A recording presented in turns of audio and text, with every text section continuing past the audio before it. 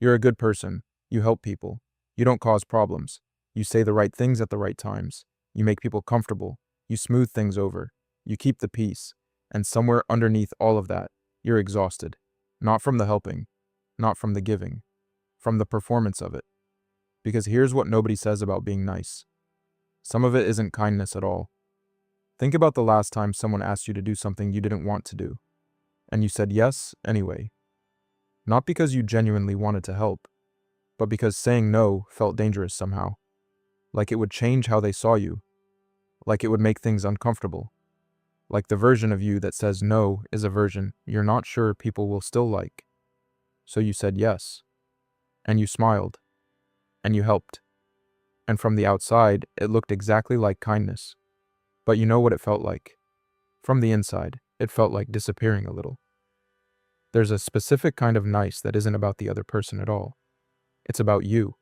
It's about managing how people feel about you, controlling the room, keeping everyone comfortable so that nobody ever has a reason to be angry with you.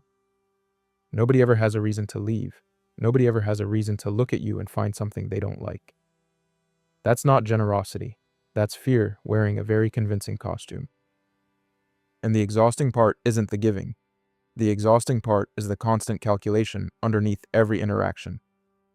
Will this make them like me? Will this make them stay? Will this make them see me as good? That calculation never stops. Not at dinner. Not with friends.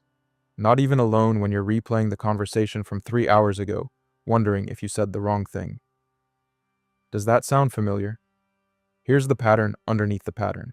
People who are always nice were usually taught very early that their needs were secondary. That keeping the peace was more important than being honest. That being liked was safer than being real. That love, or approval, or belonging was something you earned by being useful and agreeable and never too much. And so you learned.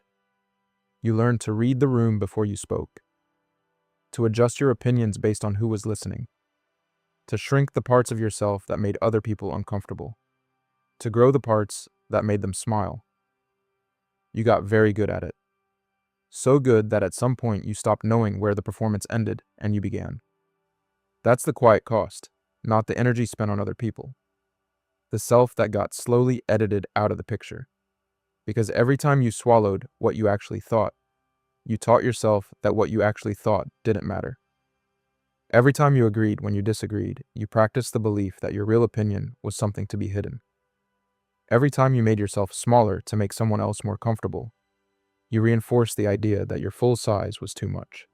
And over time, quietly, without any single dramatic moment you can point to, you became someone who doesn't fully know what they want, who struggles to make decisions that are purely for themselves, who feels vaguely guilty when they take up space, who finds it easier to know what everyone else needs than to sit with what they need themselves. That didn't happen because you're weak. It happened because you were trained. And you were very good at following the training. Now here's the part that's hardest to look at.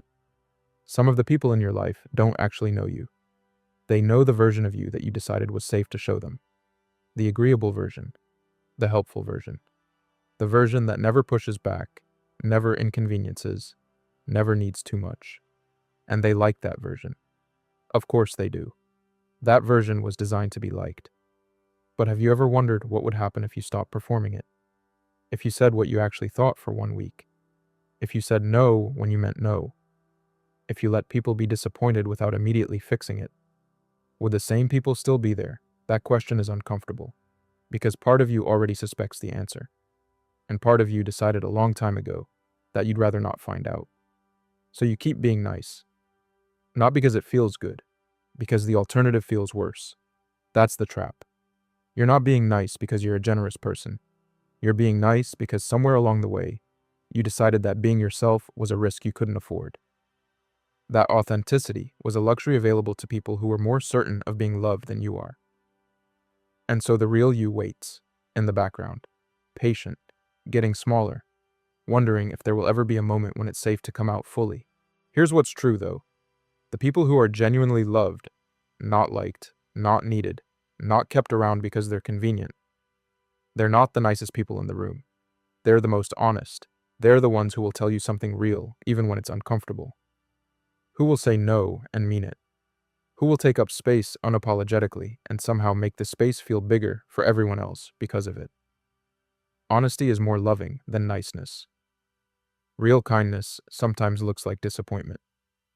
And the relationships built on your authentic self, even the difficult parts of it, are the only ones that will actually hold you when you need to be held.